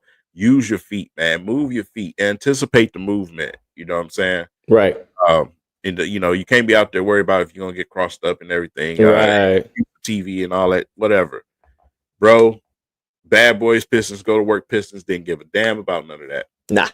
You know what I'm saying? They didn't stop everybody on every single play. Right. But they did majority of the time because they were consistent every single play. Mm-hmm. The way that they play defense. Mm-hmm. That's what you got to get in this team. That's got to be the identity. One thing about I'm not sure if you saw this yesterday, but it seems to me like Cade is starting to exert himself as the leader of this team. Like, this is my team right now. There was a play, even just in his demeanor. He's more serious. He's he's like staring dudes down now. You know what I'm saying? Like there was a play yesterday where Stu got caught for offensive foul, and Cade was on the bench. Yeah. And as soon as Stu turned around to try to say something to the ref, Cade stood up. Hey, get your tail down here. Don't stop barking. Don't worry about them. Get down there and play defense. And Stu was like, all right. Yeah, Like, all right, like we talked about that. We talked about it. All right, bet. Listen, man. Stu. I love that. Stu, first of all, shout out to you, Joshua. I appreciate you. Oh, thanks, bro. Appreciate you, dog. For sure. Stu got that Jamaican blood, man. you know what I'm saying? Yeah. He don't want to take nothing from nobody. You know what I'm saying? But for Stu to have enough respect. Exactly. You know what I'm saying? To say, all 100%. right, man, I'm gonna put myself in check. I'm gonna go ahead and go down here. Let's move on to the next play. Exactly. You need that out of your leader on your team. 100%. That with guys, man, because even to an extent, you didn't see Rasheed Wallace when he became a Detroit Piston get ejected and suspended and all of those things that he was getting important. Mm-hmm. Because you know why? He had respect for Ben. He had respect for Chauncey. All of his brothers out there. He's like, man, I don't want to let them down. You need that. You need that, man. 100%, bro. That's why, that was a big moment right there for Stu and Cade. The second time we seen it. And that's interesting, too, because Stu was drafted before Cade. Right. You know what I'm saying? So he has been around longer. But for him to have that respect, that means, because like you said, Stu ain't going to do that for nobody. He ain't going to do that for most people. Right. So you have to have a certain quality about you that demands that. And not even that demands that, but that wants to give you that respect back. You know what I'm saying? On and off the court. So that just says a lot about Cade and his leadership. Yeah, to have Stu walk off and walk away, that's big time. Right. He gonna talk to himself on the bench. Right. Maybe having a camera on him, he still be sitting there talking. He gonna get his get off. That's what's gonna happen. But that was dope, man. That was dope right. Just wanted to shout out him for that, because we talk about leadership a lot, but when you see it like that, and also I think it was the game prior to when Stu got the technical for waving off the official. Kay came over to him and said, bro, what are you doing? He said, wave like this. He said, why? Right. Why? You know what I'm saying? So they're continuously talking, and that's part of the growth. That's part of the growth process. These guys are learning. They're developing relationships off the court too. You see it back on the court. You see that they're continuing to grow. So I love it, man. I love to see that from a young team. Yeah. It's like I said, it's something that we both talked about in the past. Yeah. Having a certain type of identity is the first step to anything. Right. And when you build that type of identity of a hard-nosed team, defensive team, you got players like him and Ron Holland out there. You got Cade and Ivy leading this team. Yeah. Listen. I love it, man. You build that identity, it's going to take you a long way. Yeah. That's one more thing about that identity you talked about. That's why I think Stu is so important. You think about like Heat culture. Yeah. One of the guys you think about is Udonis Haslam. It's the professionalism, just that toughness, that fearlessness, like setting the tone. When you come here, you just got drafted. All right, so this is how we do things here. All right, you go with that. That's how we do. Like, you know what I'm saying? Like, that's what Stu, in my opinion, is going to be. Play 875 seasons in this league and still he's still ready to play right now. You know what I'm saying? Guys like him and Taj Gibson and some of them guys, they hang around because of that type of stuff. 100%. You know what I'm saying? And you need that out of Stu. Rather Stu ain't out there, they don't even bother with putting him on the 3-point line no more. Go down there and get on somebody's nerves, bro. And he loves it, by the way. Right. He loves that kind of play anyway. That's what he was drafted to do at first. Then we had Dwayne Casey in here with this. We want to shoot 8,075 3-pointers. And now you moving him out to the 3-point line. No, now he's back to his natural form. Now he's back to where he was playing and he was kicking Wiseman ass in college. That's where you got Stu at right now. You know what I'm saying? That's where he flourishes at. So put him down there. You know what I'm saying? But he ain't going nowhere. He ain't going nowhere. And like I said, he's coming off the bench, so he coming in beating up. Exactly, bro. Real quick, when we played Philly and Drummond and Embiid was out, I wish you could have saw it because he had a battle with Duran. Yeah. And with Embiid being out, Drummond was the only big. So when Duran comes out and Stu comes in and Drummond's tired, Drummond was like, you can see it. Like, I gotta deal with this dude after I didn't just tangle with this dude. You know what I'm saying? This dude more physical. I'm tired. So like that's part of it. That's part of this. If you don't have that depth, or even if you do, as a bench guy coming into the game, you know you gotta go against. You know the next morning you're gonna be in the hot tub because you're gonna be sore. He gonna beat you up. What did Isaiah Thomas and them boys say? What did Chauncey and them said? We gonna beat you mentally first before we can physically do it. Yep. Mentally, you already like, bro, I had to deal with this shit. You know what I'm saying? Yep. Like these dudes, bro, I'm about to be sore. I'm about to be in a cold tub. Because all these dudes, you get ready to bang, bro. Yeah. Simple and plain. Simple and plain, bro. Get ready to bang. That's the way it has to be. But this is why I've been frustrated with my young and dear big man, Duran. Okay. I need more nasty. Stu can't come in the game and be more nastier than you. I agree. You can't come in the game. You can't start and get stupid, lazy fouls because the fouls he be getting, I swear, I be his hands hitting people in the face, and I know. Like moving feet. Yep. Stu can't come and give more effort and energy on defense than you when you start. I agree, bro. You know what I'm saying? So I need to even if you do feel like you're more talented offensively, it don't matter. It don't matter. You know what I'm saying? Like, you still got to. I've always said, if he just commits to the defensive end, even though we know that we may be leaving some meat on the bone as far as your offense, you still gonna average a double-double, and we gonna win. Yep. Because your guards are gonna look for you offensively when you exerting effort defensively. They're gonna look for you. Yep. You know what I'm saying? So it's just like, that's why I just want to focus on that end for now. I know you got a bag offensively, but we'll get there. Let's establish defense first. Go ahead. I just watched on ESPN before we played the Lakers. They was just talking about how good Anthony Davis has been playing. Bro, Isaiah was giving Anthony Davis everything he didn't want. Man, yeah. AD was trying to go under the rim, hitting the ball on the bottom of the backboard. Stu was standing him up. He wasn't moving him. No. Yeah. No. But that's the way it's got to be. Yes. I can't have you on the bench, Duran. You got to be out there on the floor, and you got to find what works for you on defense right now. Right now, it's not your hands, bro. Yeah. It's not your hands. You got to think the game out there on defense. You have to. You got to be smarter out there, man. Use your body. It's not just big for no reason. Use it. Use your strength in your body. If Stu can do that undersized at 6'8", because he ain't 6'9", he's 6'8". He's 6'8". Yeah. If he can do that at 6'8" against a true legit 7-footer, why are you on the bench with ticky-tack fouls? You're right. No, yes, that's very fair, bro. That's very fair. Get it together. I think a lot of it is a fundamental. I think naturally you have a tendency to relax a little bit when you have natural gifts. When you don't have those natural gifts, you know the only way you're going to get on the floor is with the fundamental. Right. You know what I'm saying? Like, we all know Stu is not the most talented offensive player. Right. If we know it, then he knows it too. But it doesn't mean he can't be effective on the basketball court. Right. And that's what he does. He's fundamentally sound defensively. But here's the thing.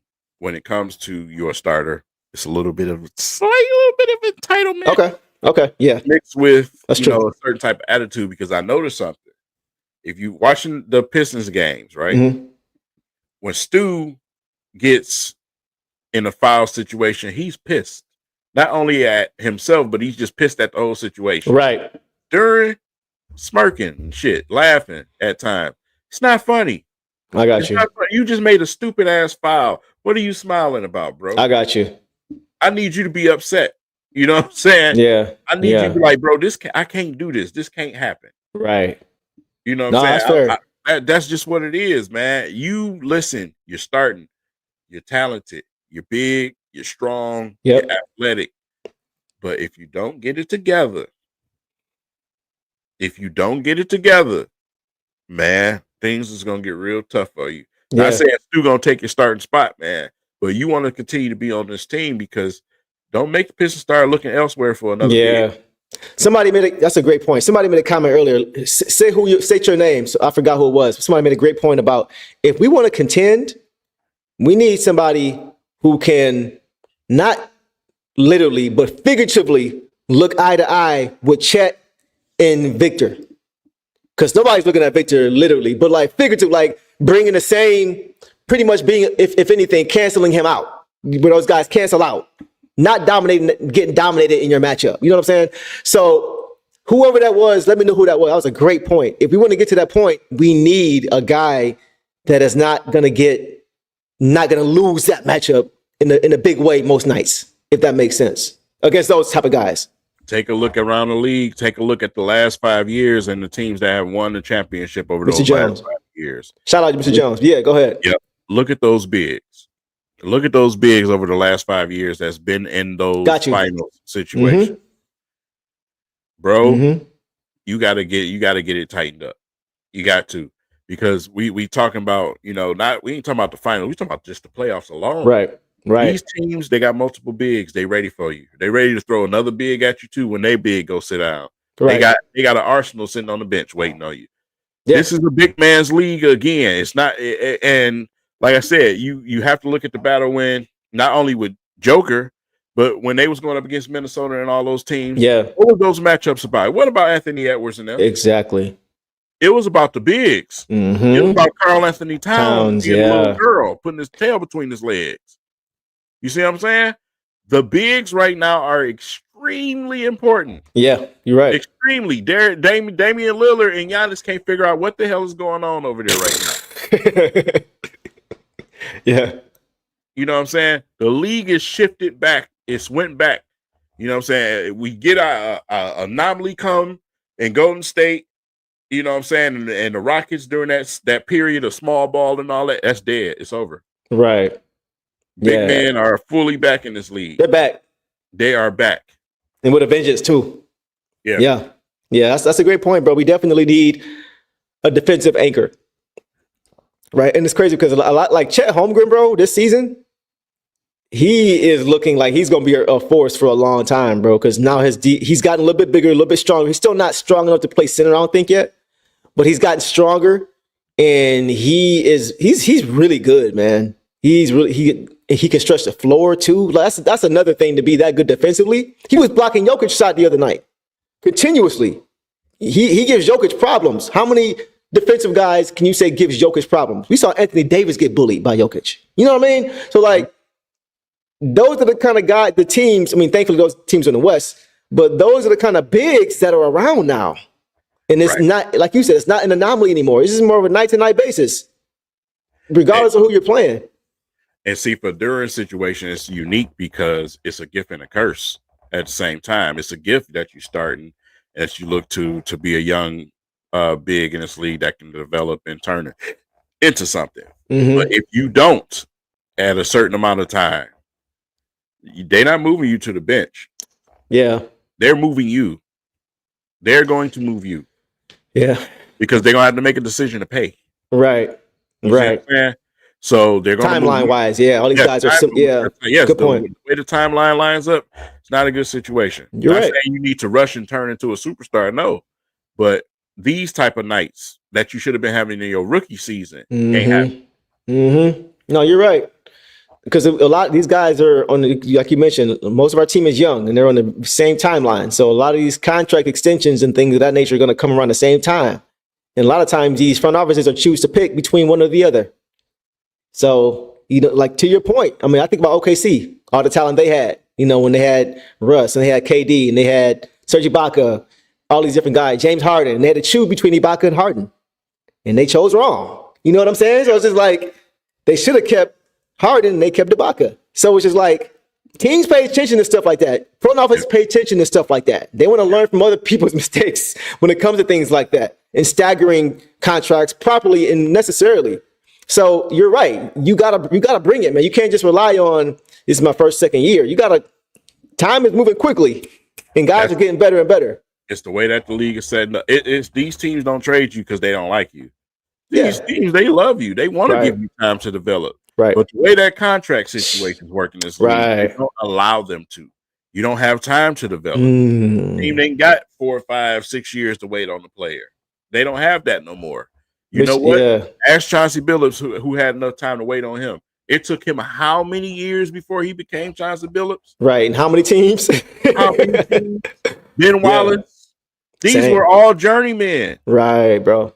You know what I'm saying? Tayshaun Prince falling real low in the draft. Like, yeah. You know, the timeline is thin. It's thin in this league. Teams are extremely impatient. Yeah. So Mr. Jones made a really good point right here. I mean, you know what I'm saying? Like, not at that size and stature with that athleticism, absolutely not. But I'm not, just so everybody understands, we're not bailing. I'm not jumping off the ship on JD at all. Absolutely as of right now. Not.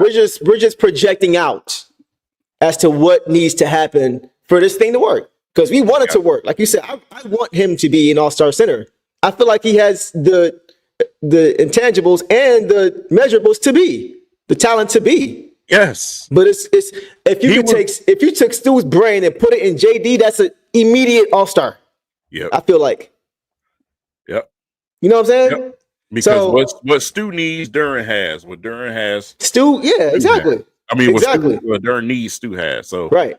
That's where them two need to get together and say, hey, listen. Or Paul Reed come and say, hey, listen, right. 20 minutes I'm taking. You know what I'm saying? Like, that's when they need to start doing the fusion dance and figure it out together. Right. Because but seriously, Duren was one of the guys that I had to have a breakout season this season. So that's why I said in these first couple of games, we ain't played 10 games yet, but it's early. It's early. Yeah, what we said is this can't carry on. You can't approach it like it's early. Yeah. You know what I'm saying? We can, but you can't. Yeah, right. Urgency, man. Right. Urgency. 100%. Yeah, man. I think we can call it there, bro. I think we got a good 2 hours in. This was dope. I miss doing these. We gotta make time for this, man. This was I forgot how much fun doing these lives were. Yeah. So we gotta get back to doing this. We're gonna do this more regularly, y'all. How did y'all like the format tonight? Let me know how y'all like the format. We know we was a little bit more goofy than usual. Yeah. But let us know how y'all like this format tonight. We try to keep it real casual, real light. Like we just at somebody's crib just talking. So let us know. But King, you want to finish? Anything else you want to get in, bro? No, I think we done pretty much hit everything, man. It's been a mind-blowing night. Mind-blowing episode right here. Man, this has been crazy. Yeah, this has been absolutely crazy. Like I said, once again, shout out to all of you guys, my brother Big A, Dominique, man. Yeah. Everybody, man. Everybody, man. Yeah. All of you guys, man. Assassin, everybody.